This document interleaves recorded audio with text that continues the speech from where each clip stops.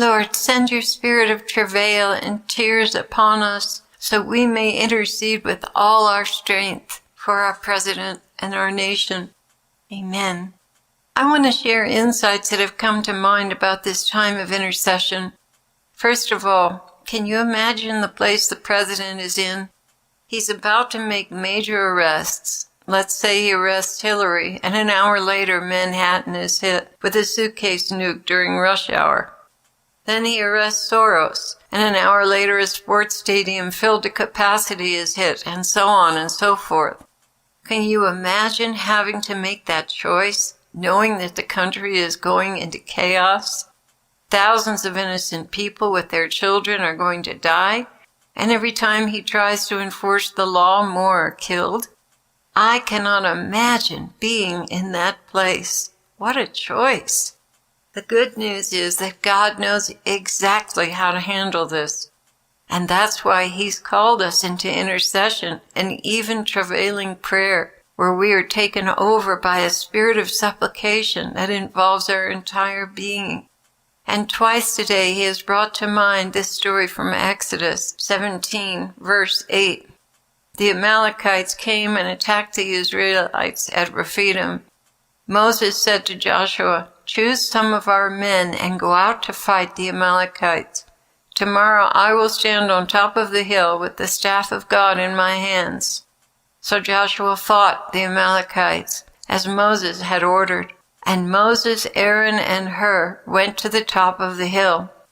As long as Moses held up his hands, the Israelites were winning. But whenever he lowered his hands, the Amalekites were winning. When Moses' hands grew tired, they took a stone and put it under him, and he sat on it.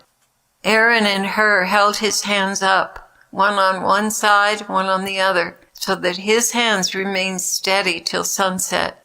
So Joshua overcame the Amalekite army with the sword.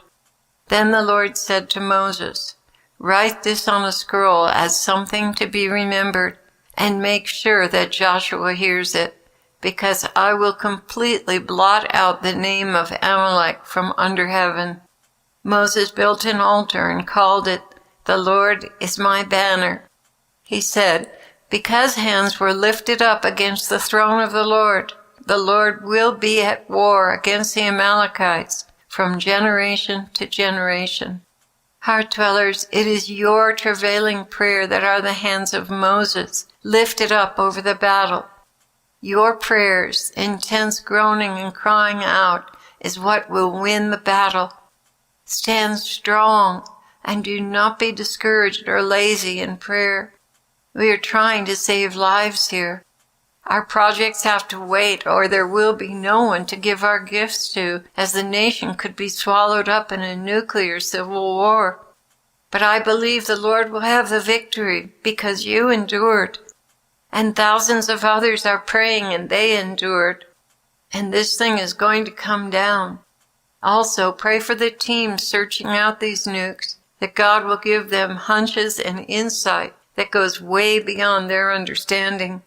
And that when they get one of these hunches, they do not write it off as their imaginations, but understand it is God intervening. Pray against the witchcraft covering that is hiding these nukes, that it will be pulled back by the hand of the Father, and every last one will be found. Pray for the wisdom to disarm them without mishap, that the Lord will give them this wisdom in that hour. Let's all do our very, very best against the forces of darkness that are wanting to remain hidden but have to be flushed out. I want to take a moment to thank you all for your faithfulness.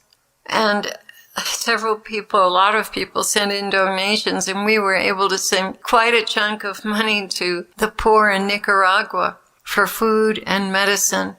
And right now Nicaragua is having some political issues, and some of the roads are closed. And some of the towns don't have any food. But fortunately, they found a way around the roadblocks and are getting food anyway. So it's very important that we continue to pray for them, because right now they're having a political crisis. And we'd hate to see anything happen to these poor little ones that we've been taking care of for all these months.